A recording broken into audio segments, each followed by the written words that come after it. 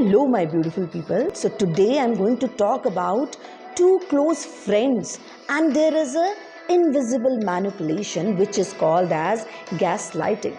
Eva and Janu were close friends, but something always felt off. When Eva brought up being hurt, Janu insisted that never happened, making Eva question her own memory. If Eva expressed pain, Janu brushed it off. You are too sensitive, leaving her ashamed for feeling anything at all. When plans change without notice, Janu flipped it on her and always say that you have just forgot everything. And when Eva caught Janu in a lie, Janu twisted, I only lied because you are so over controlling. So here Janu and Eva's friendship looked normal from outside, but underneath gaslighting was slowly taking hold. Janu denied things she said or did and made Eva feel too sensitive. So here we'll talk about lighting, a form of psychological manipulation where a person causes someone to question their own reality, memory, or perception. The most powerful tool of an abuser, you know what is that? It is he creates or she creates confusion. So from where this term has originated from a movie, Gaslight. So here we'll talk about the common gaslight phrases that people do. You are too sensitive. That never happened. You are imagining things. These may sound simple, but repeated often, they can make you question your own reality, and that's quite power of gaslighting. So here we'll talk about the stages of gaslighting. The first stage is lying and exaggeration. It begins with small lies or twisted truths. The gaslighter might deny something they said and exaggerate a situation or insist you are the one misremembering, and these falsehoods lay the groundwork of confusion. So here the second step is repetition. The gaslighters, they repeat their lies or accusations over and over. You are too sensitive. You always forget. I never said that. With the time, repetition starts to feel like truth, making the victim question their own memory and judgment.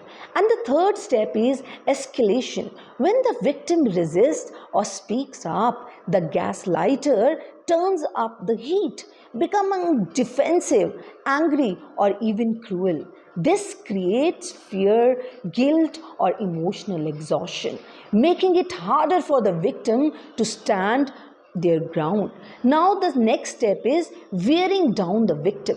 Over the time, constant confusion, self-doubt, and emotional tension wear down the victim's ability to think clearly. They may feel anxious, powerless, or like they are always the problem.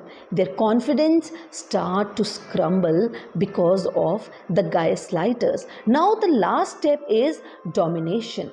Eventually, the victim may rely on the gaslighter to define what's real and what's not. The gaslighter holds emotional power. The victim stops trusting themselves and giving them full control over the narrative.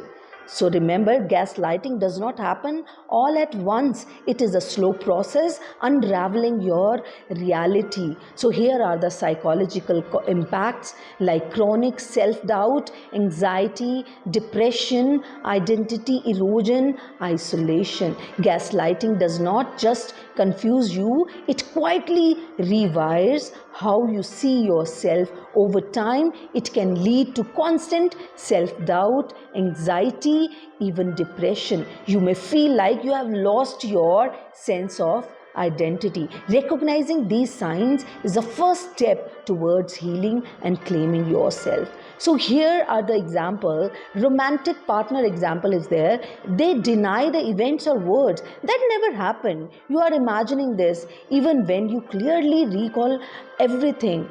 dismissing your feelings. You are being too sensitive, aiming to make you doubt your emotional responses, isolation tactics, convincing you your friends or family are toxic, so you turn only to them. So there is another example of politics that deny the facts or the past statements. Politicians, they disavow their own records. I never said that, even when verifiable evidences proves otherwise. They label criticism as fake news, undermines trust in the press, and slow doubt about reality itself.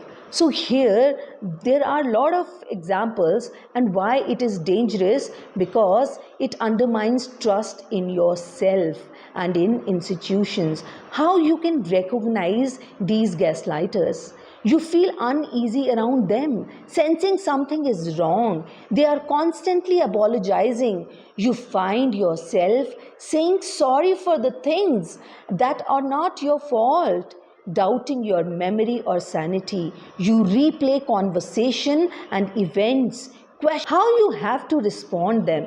You should always document your reality, keep a record, dates of conversations and words. Seek support, share your experiences with trusted friends, set firm boundaries, use I statements, and like I remember it differently and I won't debate it. Stay calm and consistent in forcing limit. Consider professional help, that is very important. If you are already under control of any gaslighter, a therapist or counselor can validate your experience, help rebuild confidence, and develop coping strategies, and know when to walk away. If gaslighting continues despite your efforts, distance yourself emotionally, mentally, or physically to protect yourself. Rebuild your trust. Therapy and support groups are very important. Reconnect with reality.